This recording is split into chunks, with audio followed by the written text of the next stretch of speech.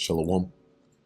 First and foremost, I want to give all praises, honor, and glory to Yahweh, Bahasham, Yahushai, Bahasham, Recha Kodesh. Double honors to the elders and the apostles of Great Millstone, and peace and blessings to the elect. And today we're going to go into the book of 1 Kings, the 17th chapter.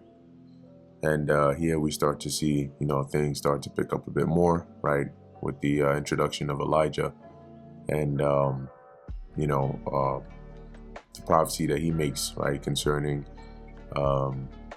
Ahab and, the rest of the land of Israel. So let's get into it. And as we read in the previous chapter, right, we ended off with Ahab being the current king of the northern kingdom and how he married Jezebel and how he committed, far worse deeds than even all the previous kings before him.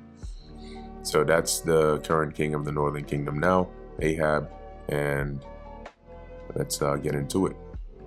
So this is 1 Kings chapter 17, verse 1. And Elijah the Tishbite.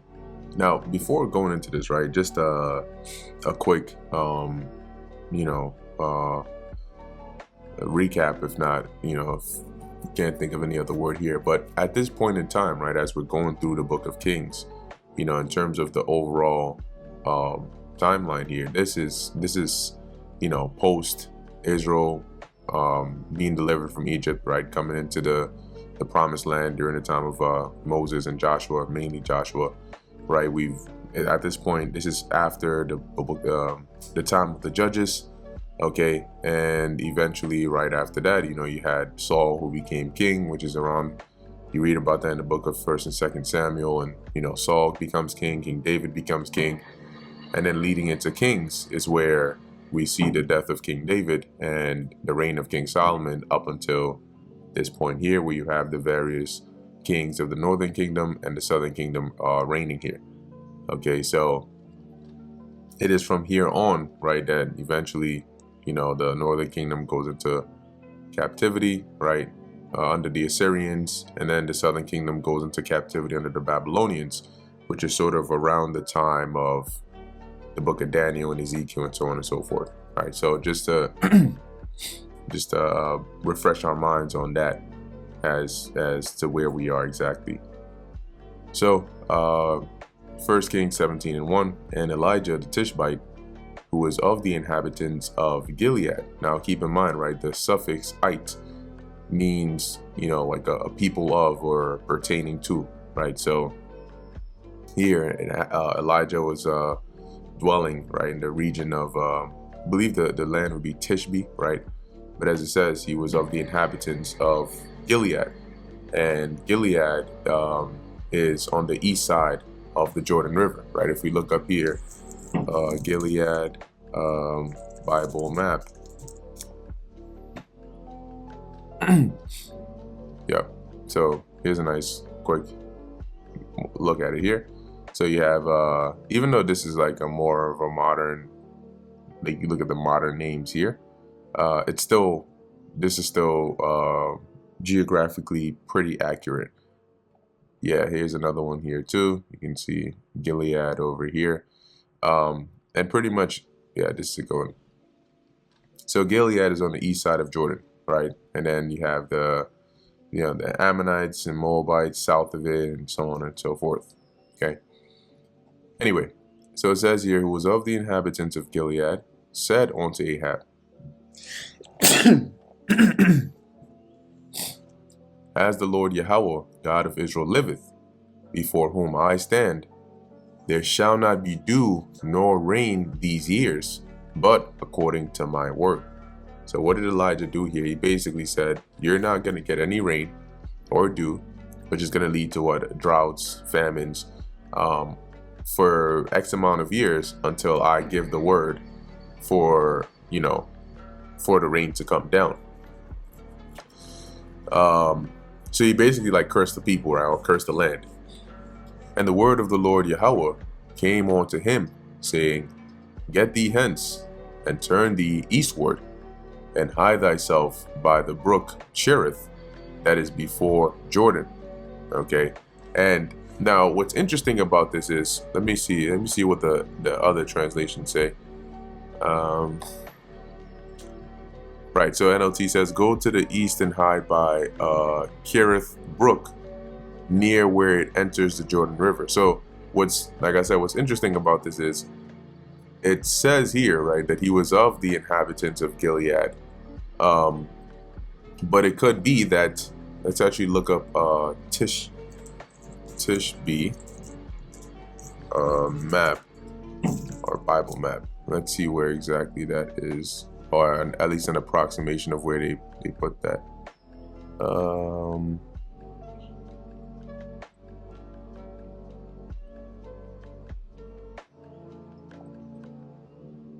Yeah, okay. So they have this, once again, this is just another estimation, right? But they have Tishbe around here. Okay, this is probably the Jordan River here, and this is the Kerith Brook. Interesting. Okay, so yeah, being of the inhabitants of Gilead, obviously Ahab wasn't dwelling on this side, right? Ahab was somewhere around here, probably in Samaria, right? If my memory serves me right. So it would make sense that for Elijah to be able to tell Ahab what he did, he had to cross and go there to talk to Ahab, right? And if you look at a map here, you can almost even see, I don't know what this is supposed to be mapping exactly, but anyway, it looks like it might be Elijah's journey. So from Samaria, right, the Lord tells him to go to where is that?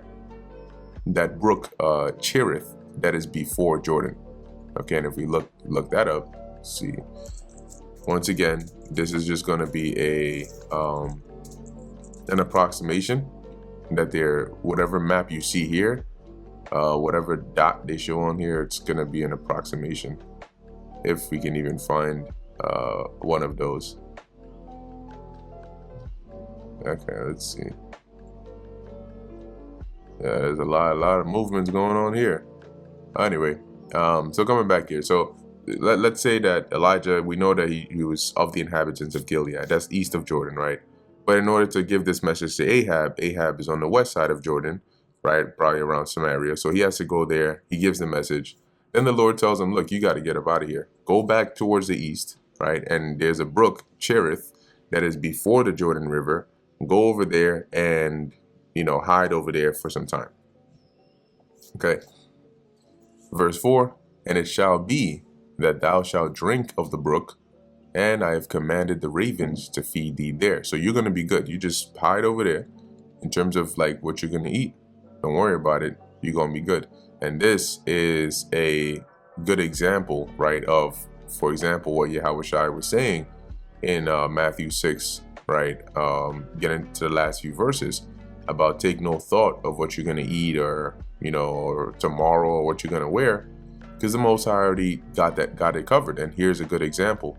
He's telling Elijah, go, I've already taken care of like how you're going to eat and what you're going to drink. Just go. And that's that faith that you got to have, that, you know what? I don't know exactly, because up until this point, Elijah didn't know this was set up for him, right?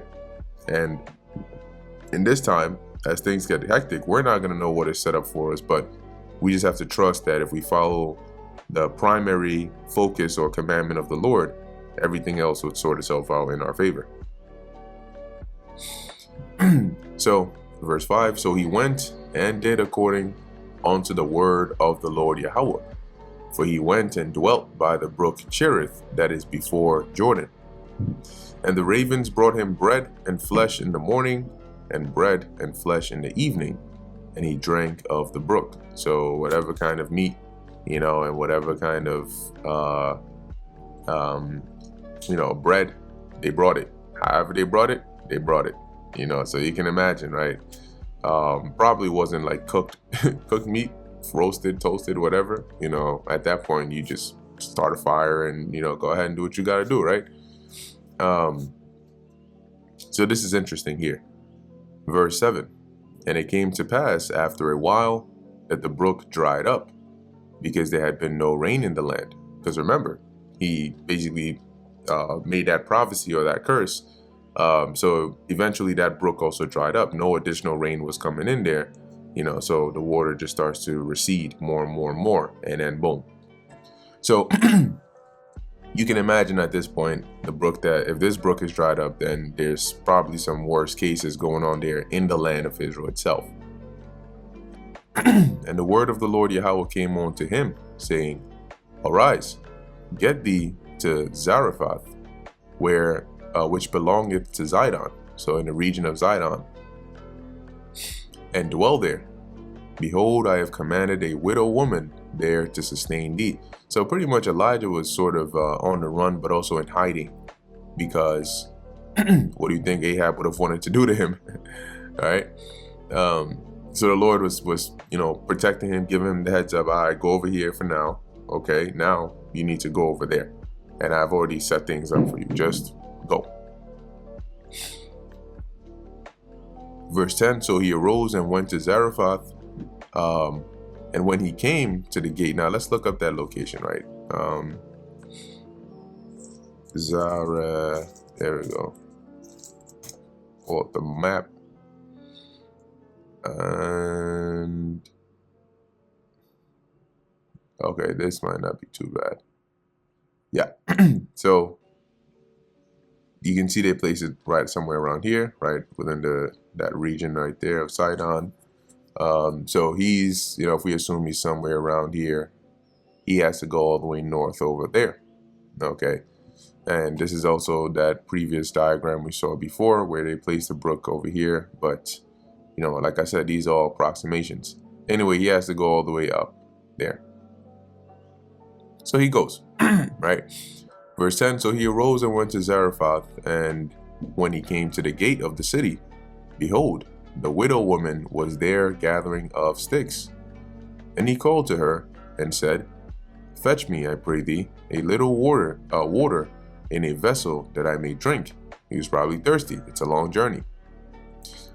And as she was going to fetch it, he called to her and said, Bring me, I pray thee, a morsel of bread in thine hand. So, why are you getting that water? Bring me a little something to eat too. And she said, As the Lord Yahweh thy God liveth, I have not a cake, but an handful of meal in a barrel, and a little oil in a cruse. And behold, I am gathering 2 sticks, that I may go in and dress it for me and my son, that we may eat it and die. So kind of like their last meal, because there's a famine, right? There's nothing going on. You can't get any more resources. Her last meal that she's going to use to prepare that bread or whatnot, that meal, that's all she got. So in her mind, it's like, once we run out of this, hey, it's in the hand of God from there, because we're pretty much cooked. And Elijah said unto her, Fear not. So you notice how Elijah wasn't panicking. It wasn't, oh my gosh, what? Oh, it's over. Why would the Lord tell me to come here? And the lady herself doesn't even have enough for her and her family, let alone me. And Elijah said unto her, Fear not. Go and do as thou hast said. But make me therefore a little cake first, and bring it unto me, and after make for thee and for thy son. So no, you good. Don't worry about it. But still, you make me a cake, and then after that you can make whatever you're going to make for you and your son. For thus saith the Lord Yahweh, God of Israel, the barrel of meal shall not waste, neither shall the cruse of oil fail, until the day that the Lord Yahweh sendeth rain upon the earth. Now, what it means by waste, meaning that it's not gonna, it's number one, it's not gonna go bad, and number two, it's not gonna run out. So it's gonna be preserved. Same with the oil. And you can probably imagine the tiny barrel that she has, or whatever, however much she has left, if she, scoops out and makes the food, when she comes back, it's probably still the same amount in there, right? Like you're just scooping and scooping and scooping, and it's not running out. Same with the oil, you're pouring and pouring and pouring, and it's just not, like, imagine you have a water bottle with like half of it filled with water, and you're just drinking and drinking and drinking, and then when you look at the bottle, it's still half full, filled with water. and you're just pouring and pouring and pouring, and then you look at the bottle, the water is still half in there. So I mean, it could have been something like that.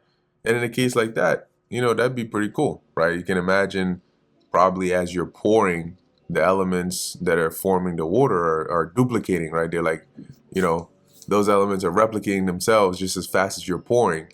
So it's like you pour and there's more, you pour and there's more, and this is something the Lord can easily do on our behalf in this time as well. And that's why you don't have to stress, or worry or lose your mind. How are we going to do this? The Lord has many, many, many ways of preserving your life, as we're seeing an example here.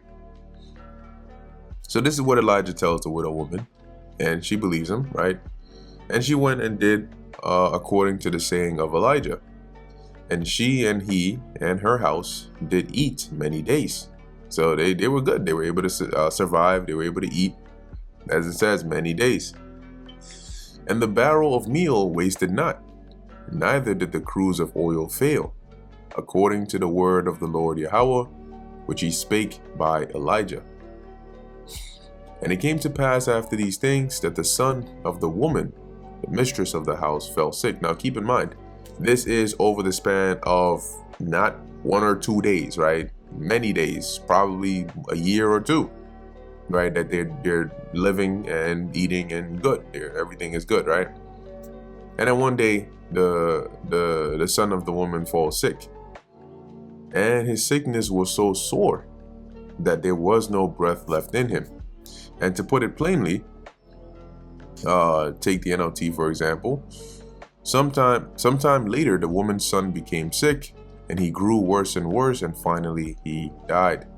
NIV, same thing. He grew worse and worse, and finally stopped breathing. Okay, so in this case, you can imagine it's not looking too good here. And she said unto Elijah, What have I to do with thee, O thou man of God? Art thou come unto me to call my sin to remembrance, and to slay my son? So she knew he was a man of God, but she basically was like blaming him, right? She thought that it was because Elijah came over there that her son died, right? Meaning that she knew, okay, I'm not perfect, but this whole time you came here, was it just to like bring judgment upon me, for something that I might have done in the past, and now, my son is dead. So, and you can imagine, obviously, she's not sitting there with a smile on her face, speaking in a low tone as she's saying this. Her son just died. So you can already imagine she's probably crying. She's probably stressed. She doesn't sound too happy or calm about this. And he said unto her, Give me thy son.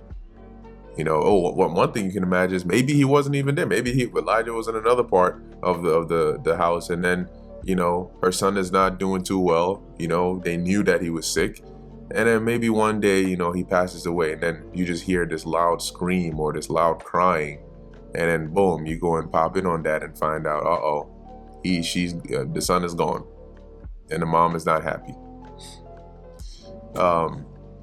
And he said unto her, Give me thy son. And he took him out of her bosom and carried him up into a loft. Right, so she's probably holding on to him because, once again, that's her son, right? She's very scared and upset.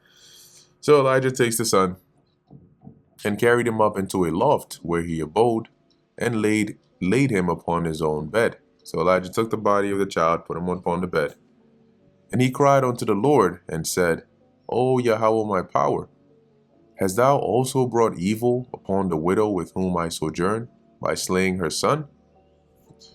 And he stretched himself upon the child 3 times, and cried unto the Lord Yahweh, and said, O Yahweh my power, I pray thee, let this child's soul come into him again. So pretty much revive him, right? Bring him back to life. Now I just want to look at this word stretched here. Madad, it says to measure, to extend, to measure. So let's see how they word this in some of these other translations. Yeah, I mean, it's still the same thing, right? He stretched himself out over the child 3 times. He stretched himself out over the boy 3 times. Yeah, so you can just imagine, like, he probably put his hands where the child's hands were, and so on and so forth, right? And in any case, he's praying to the Lord to bring the spirit of the child back into him. Now, the stretching himself upon the child 3 times part, maybe this is something the Spirit told him to do, right? And it's kind of like similar to Yahushua, like how Yahushua spat in the mud and then rubbed it upon the blind person's eyes and then they could see again. It's one of those things where it's like he probably could have just said it or just tapped him on the forehead and then he would have been fine. But it's like one of those like signs, right? But it's interesting because it's not a sign that's just like, if some random guy was blind and you just went and spat in mud and rubbed it on his eyes, that wouldn't make him see again, right? So, I guess you can probably throw it in there as for dramatic effect. One other example I can think of is, what was the case? It was just in my head.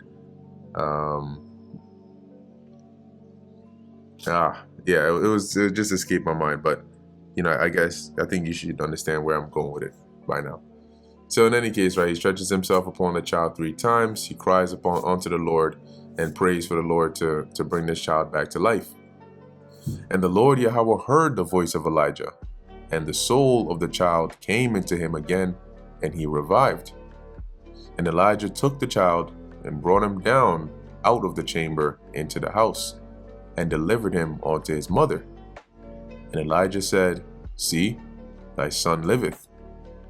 And the woman said unto Elijah, Now by this I know that thou art a man of God, and that the word of the Lord Yahweh in thy mouth is truth. Now, once again, you can imagine she probably didn't say it in the same tone that I just read it, right? Because I'm just narrating this, but she's probably very happy. She probably screamed or something, and she's just like, oh my gosh, maybe tears of joy. This is her son's life we're talking about here, right? So you got to really imagine, in a practical sense, a woman who and she's a widow, right? And she loses her son, and then, now he's back to life. Obviously, she's going to be happy about that. So in any case, this brings us to the end of the book of 1 Kings, the 17th chapter. So we see, sort of like the introduction here of Elijah. And there's also a lot of like lessons that can be learned from this chapter, right? The little faith boosters here and there, showing how the Lord, examples of how the Lord preserves, right, and protects and takes care of, his servants. Case in point, Elijah over here, right? And even the benefit of the widow woman here having helped Elijah, because what would have happened if Elijah hadn't showed up over there? She probably would have ran out of food with her and her son, and then end the story. But hey, as the scriptures say, the Lord will have mercy upon whom he will have mercy. So Lord willing, this is edifying to the elect. In closing, I want to give all praises, honor, and glory to Yahweh, Bahasham, Yahushai, Bahasham, Rachak Wadash. And until next time, Shalom.